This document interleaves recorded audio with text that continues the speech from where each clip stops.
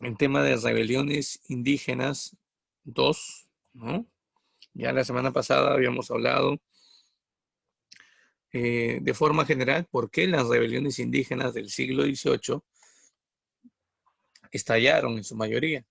¿Recuerdas tú qué es lo que había pasado en el siglo XVIII que hizo que en nuestro país y también en Bolivia estallen un montón de rebeliones dirigidas en su mayoría por caciques en contra, ¿no?, del Estado español, en contra de la administración que España ejercía aquí en estos territorios?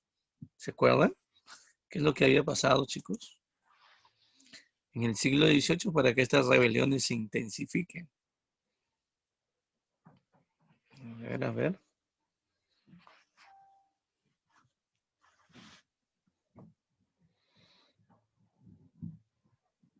¿Nadie? Oye, ¿qué pasó? Chicos, ya pueden escribir. Ajá. Muy bien, por ahí dice, profe, habían subido el impuesto. Ya, claro, habían subido los impuestos. Ujú. ¿Qué más? ¿Qué más? ¿Qué más? Las reformas borbónicas, no te olvides. Las reformas borbónicas, ujú, habían impulsado una serie de cambios, ¿no?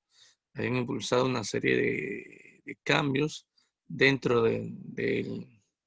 sobre todo de la administración colonial, ¿no?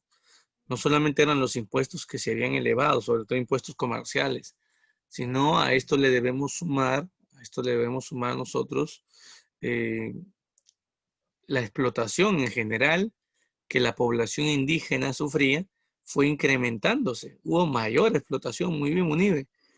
La mita, por ejemplo, ¿no? Ujú.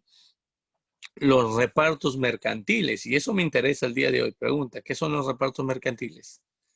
¿A qué se conocía como repartos mercantiles, chicos? Claro, también el tributo indígena, muy bien, Munive. Pero ¿qué son los repartos mercantiles?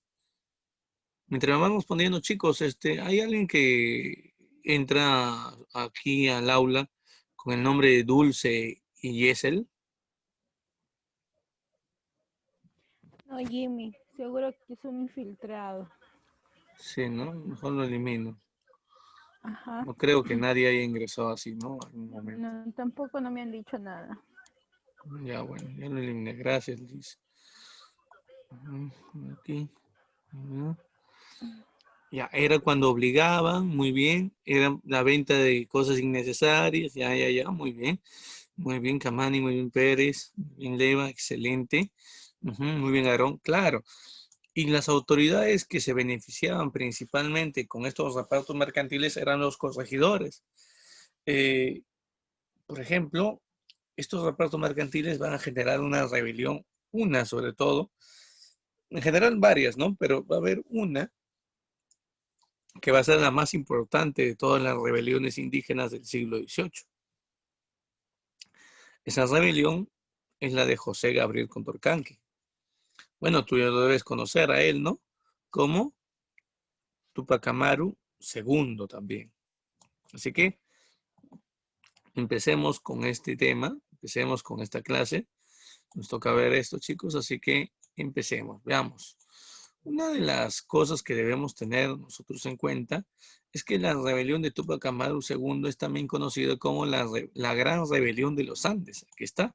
Este viene a ser su otro nombre, Gran Rebelión de los Andes. Y quiero que por favor nos pongamos a ver un poco los años. Miren, de 1780 hasta 1783. Fueron 3 añitos, 3 años, ¿no? Lo que termina durando esta rebelión. Son 3 años. ¿Alguno de ustedes recuerda cuántos años duró la rebelión de Juan Santos Atahualpa que trabajamos la semana pasada? ¿Fueron cuántos meses? ¿Un año? ¿2 años? ¿No? ¿Duró más o menos tiempo que la gran rebelión de los Andes? Duró como aproximadamente, muy bien, Yadira, 10 años. Claro, Karina, muy bien. Sí, duró más tiempo. Entonces, la rebelión de Tupac Amaru II es la más importante, pero no por el tiempo de duración, ¿ah? Hubieron rebeliones que duraron muchos más años. Entonces, profe, ¿por qué es tan importante esta rebelión? Por las consecuencias que genera, por los logros que se consiguen a favor de la población indígena tras finalizado esta rebelión. ¿Mm? La rebelión tiene dos fases, chicos, tiene dos etapas. La primera fase es la llamada fase quechua o cusqueña, que va a ser dirigida por el personaje que tenemos aquí en imagen, José Gabriel Condorcanqui. Esta rebelión va a tener únicamente una duración, como ustedes pueden ver aquí, de meses, ni siquiera un año completo. ¿Ah? Fueron aproximadamente 6 meses, ¿no? Lo que dura la rebelión en la fase cusqueña o quechua. ¿Sí? Hay una segunda fase después que va a ser dirigida por el sobrino de José Gabriel Condorcanqui, ¿sí? Y esta fase se va a desarrollar en la zona de Bolivia. Bueno, Bolivia no existía como país, en ese tiempo se le conocía como Alto Perú. Antes se le llamaba, recuerden, en el siglo XVI a esa zona como Charcas, ¿no? Pero ahora le podemos llamar a esa zona de Bolivia como el Alto Perú. Alto Perú porque la geografía, recuerden, montañosa, por eso sobre todo se le termina dando ese nombre. Muy bien. Ahora chicos, tenemos que ver, por ejemplo, aquí, quién es el líder, ¿no? Ya te he dicho, su nombre es José Gabriel Condorcanqui Noguera, pero él va a utilizar este nombre, Túpac Amaru II.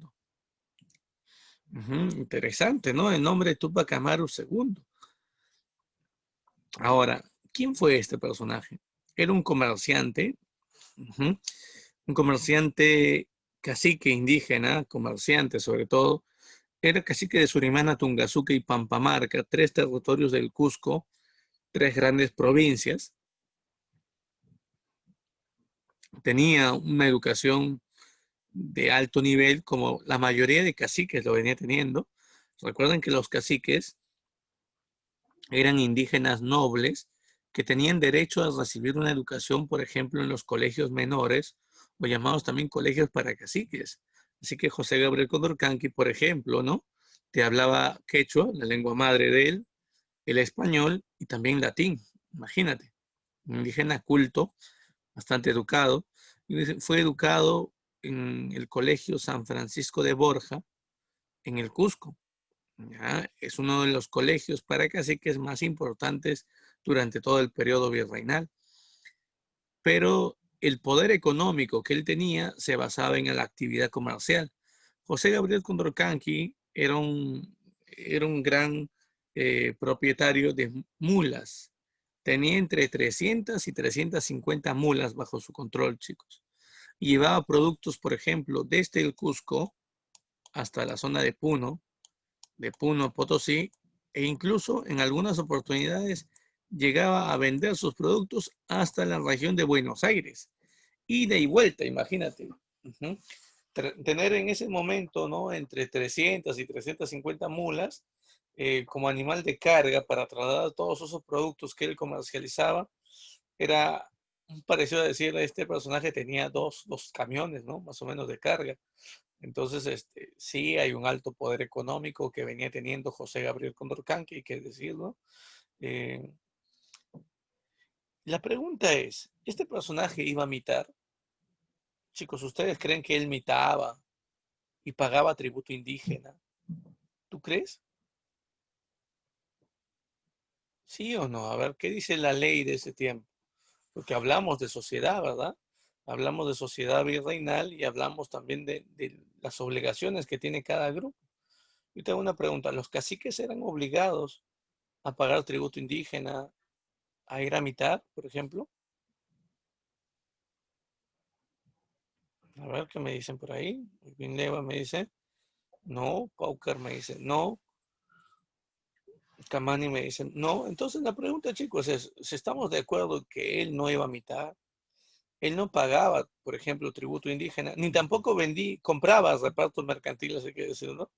Entonces la pregunta es, si él no era explotado por el sistema de gobierno español, entonces, ¿por qué inició una rebelión? ¿No? Y esa es una muy buena pregunta. Y cuando nos hacemos la pregunta del por qué se rebeló, nosotros tenemos que analizar ahí las causas de esta rebelión. Y cuando hablamos de causa, tenemos que ver primero qué es lo que le afecta a José Gabriel Condorcanqui. ¿Por qué él se siente enojado? ¿Por qué su malestar contra el gobierno español, sobre todo?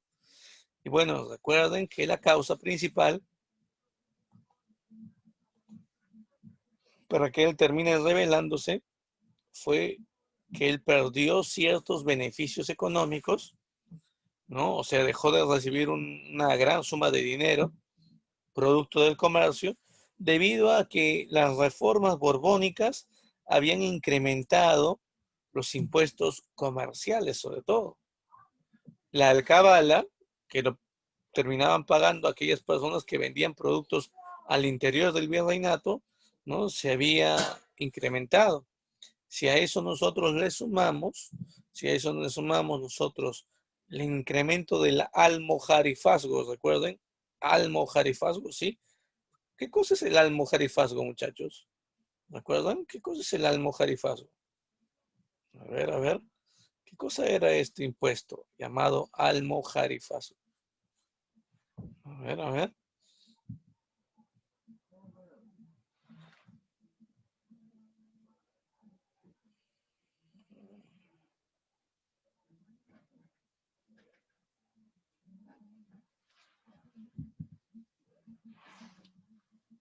Muy bien, era un impuesto aduanero, un impuesto al comercio externo. Genial, muy bien, excelente, chicos. Muy bien, Munive. Ahora, nos recordemos algo, chicos. Hay que recordar algo. Aparte de estos impuestos comerciales y la creación también de aduanas internas al interior del virreinato, ¿qué significa eso? Si, por ejemplo, uno quería pasar, vender productos, ¿no? De Lima a Cusco, habían unas aduanas internas que era como un peaje, pero para las mercancías, y te terminaban cobrando impuestos por la cantidad de productos que tú trasladabas de un lugar a otro. Imagínate. ¿Ya? Ahora, si a eso, chicos, ujú, si a eso nosotros le sumamos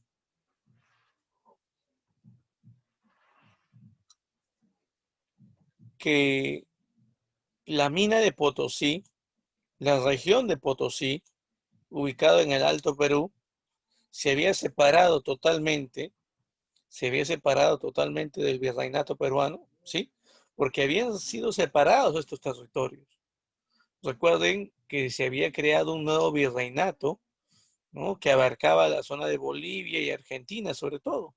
¿Cómo se llamaba ese virreinato que había sido recientemente creado en el siglo XVIII con las reformas borbónicas? A ver, Retamoso, Kaylee, ¿es del salón, chicos? Sí, ¿verdad? Sí, Jimmy. Gracias, Lizeth. Ujú, ujú. Muy bien, gracias Pérez. Muy bien, claro, Heredia, muy bien. Ese virreinato se llamaba Río de la Plata.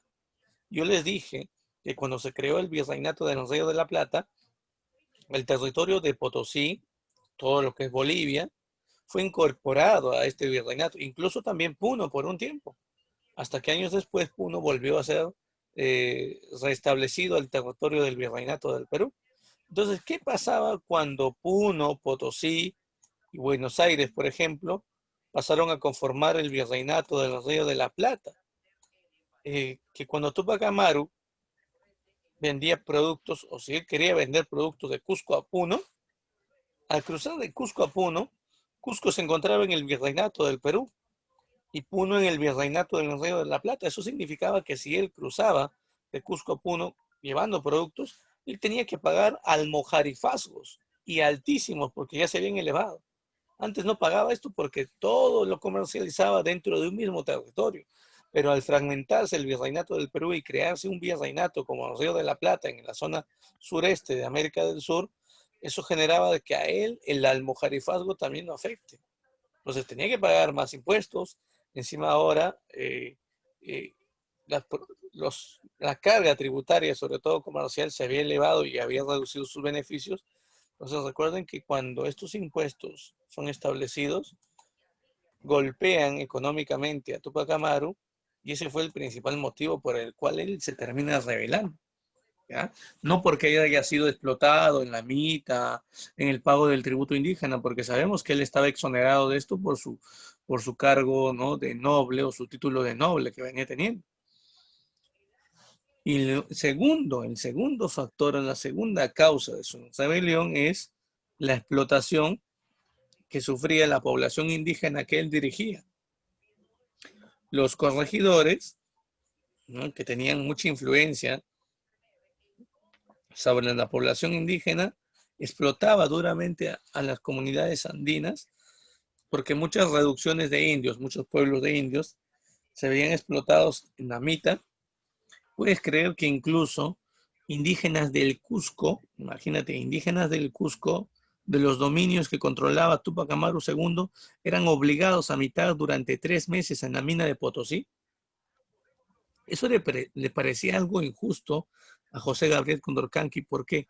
Porque si Potosí forma parte del virreinato del Río de la Plata, lo justo es que sean indígenas del Río de la Plata los que vayan a habitar a Potosí, ya que Potosí está dentro de la jurisdicción del virreinato del Río de la Plata. Es ilógico que indígenas del Cusco vayan a la mina de Potosí cuando el Cusco forma parte del virreinato del Perú y no del Río de la Plata. Entonces, ¿por qué? Y eso también afectaba, porque muchos, sabes muy bien que muchos de los indígenas que iban a trabajar a la mina de Potosí, en la mitad, 3 meses, no volvían. Muchos morían por el trabajo cansado, los derrumbos en la mina y encima la contaminación por el mercurio o el azogue que utilizaban para separar la plata de otros minerales. Entonces, eso es algo que, por ejemplo, a José Gabriel Condorcanqui también le va a incomodar. Que a esto le sumamos la venta forzosa de los repartos mercantiles que realizaba el corregidor de tinta Antonio de Arriaga, y además de esto, el pago del tributo indígena que también se había elevado y que ahora involucraba también el pago a los mestizos, porque en las reformas borbónicas hemos visto de que el tributo indígena fue mejorado en su cobro, pero también fue ampliado a la población mestiza. Entonces todo esto se sumó para que José Gabriel Condorcanqui inicie la rebelión. Hay que recordar y hay que decirlo así, chicos, claro, él se revela porque lo afectan a él, ¿no? Pero él solo no puede rebelarse contra el gobierno español buscando cambios. Necesita el apoyo de la población indígena. Y para poder lograr que la población indígena lo apoye, exige también mejoras para ellos. Hay que decirlo, ¿sí? Hay que entender así. Ahora, la rebelión tiene ciertas características, ¿no? Una de las características es, por ejemplo, entender que esta rebelión, chicos, es mesiánica. ¿Qué significa que sea mesiánica? Es decir, José Gabriel Condorcanqui va a ser visto como el Mesías, como el Salvador. Recuerden que el utilizar nada más este nombre, ¿no? Túpac Amaru II creaba dentro del imaginario social de la época en la población indígena la idea de, si se hace llamar Túpac Amaru II, es porque él es la reencarnación de Túpac Amaru I, aquel personaje que el virrey Toledo capturó y ordenó su descuartizamiento. Este personaje ha vuelto a la vida para salvarnos. Todo el mundo creía en eso. Recuerden que hay un mito que surgió incluso tras la muerte de Túpac Amaru I, que anunciaba de que este personaje tenía aún la cabeza viva, ¿no? Y que le empezaba a crecer un nuevo cuerpo y que pronto volvería a la vida para liberar de la explotación española a la población indígena. Ese mito del Encarri estaba todavía presente en la mentalidad de los indígenas. Por eso podemos decir que esta rebelión fue mesiánica. Ahora, fue multiétnica, ¿sí? O multisocial, que sería un término más adecuado. ¿Por qué? Porque esa rebelión va a agrupar no solamente a la población indígena, sino que José Gabriel Condorcanqui, dentro de su movimiento rebelde, va a contar con el apoyo de criollos, ¿sí? ¿Quiénes son los criollos, chicos? Por cierto, ¿quiénes son los criollos? Va a contar también con el apoyo, escríbeme quiénes son los criollos, con el apoyo también de los indígenas y con el apoyo también de los mestizos, por ejemplo. Uh-huh. Aquellos mestizos que son los hijos de padre español y madre indígena, por ejemplo, ¿ya? Ellos, estos mestizos, también van a apoyar la rebelión de José Gabriel Condorcanqui. Tenemos un mestizo importante, por ejemplo, Francisco de Santa Cruz, que es un fiel colaborador de esta rebelión. Pero yo te he preguntado quiénes son los criollos, a ver. Dijo, hijo de españoles con indígenas. No, ¿no? Yadira, o mejor dicho, a ver. Yadira, Karina, se han equivocado en eso. Munibe, muy bien. El español nacido en América, ese es muy bien claro. O sea que los criollos son hijos de papá y mamá españoles, pero nacen en América. Ujú. O hijos de europeos muy bien nacidos en América. Muy bien, Paucar, excelente. Ujú. Muy bien, Pérez. Pero hay que tener cuidado, no confundir al criollo con el mestizo. Hay que tenerlo bien claro. ¿Ya? Y ambos grupos apoyan, tanto el mestizo como el criollo. Pero también hay un apoyo de quién, chicos, de los esclavos negros. Profe, ¿y por qué los esclavos negros apoyan a la rebelión de Tupac Amaru? Porque Tupac Amaru es el primero en plantear que él estaba de acuerdo con eliminar la esclavitud aquí en Perú. Para él no deberían haber esclavos en nuestro país, ¿no? Entonces él es el primero en proclamar, por ejemplo, la libertad para los esclavos. Y su rebelión buscaba sobre todo eso también, ¿no? Entre una de las tantas medidas sociales. Y eso hizo que muchos esclavos negros no traten de huir de la explotación de sus amos y se unan a la rebelión de Tupac Amaru II. Y bueno, también tenemos el caso de que la rebelión es antifiscal. ¿Qué significa? El término fiscal, cada vez que lo veamos, chicos, siempre tenemos en historia, tanto en historia de Perú como en historia universal, relacionarlo con la carga tributaria, o sea, con los impuestos que se cobran. Entonces, si yo te pongo que es antifiscal y te digo que fiscal significa impuestos o tributos, entonces significa que la rebelión de Tupac Amaru está en contra de estos impuestos, sobre todo de los impuestos que afectan a José Gabriel Condorcanqui, impuestos comerciales, Alcabala y Almojarifazgo. También está en contra del tributo indígena, hay que decirlo. Es antifeudal. ¿Qué significa antifeudal? Tupac Amaru, chicos, también se va a rebelar en contra de este sistema de explotación tipo feudal llamado yanaconaje. Ustedes deben recordar que habían indígenas en el Perú que eran llamados yanaconas. Pero ¿quiénes son los yanaconas? Aquellos que eran explotados dentro de las haciendas, ¿no? A cambio de un espacio, un lugar dentro de la hacienda donde ellos puedan vivir, ellos tenían la obligación de trabajar, ¿no? Cultivando, ¿no? Cosechando las tierras de estos grandes hacendados, principalmente españoles. El Yanacona, entonces, era muy parecido al ciervo de la gleba que ustedes han visto en Historia Universal. La hacienda era muy parecida al feudo que ustedes han visto en Historia Universal, y el hacendado era similar a decir un señor feudal de la Edad Media de Europa. Pues por eso decimos que es una explotación de servidumbre, es una explotación tipo feudal. Por eso decimos que Tupac Amaru estuvo en contra de este tipo de explotación. También es anticolonial porque estuvo en contra del mal gobierno. Cuando yo te pongo mal gobierno, estoy refiriéndome no al gobierno del rey de España, porque Tupac Amaru siempre va a creer que el gobierno español es bueno, pero que la autoridad plena, la autoridad buena en el gobierno español es el rey de España, Carlos III, a quien conocemos porque él aplicó las reformas borbónicas. Pero él va a decir que hay autoridades de mal gobierno, sobre todo los que trabajan aquí, sobre todo los corregidores. Ellos no deberían existir. Estas autoridades hacen quedar mal al gobierno del rey de España. Y también es una rebelión, como ya les había dicho, antiesclavista, ¿no? Porque plantea la idea de eliminar la esclavitud aquí.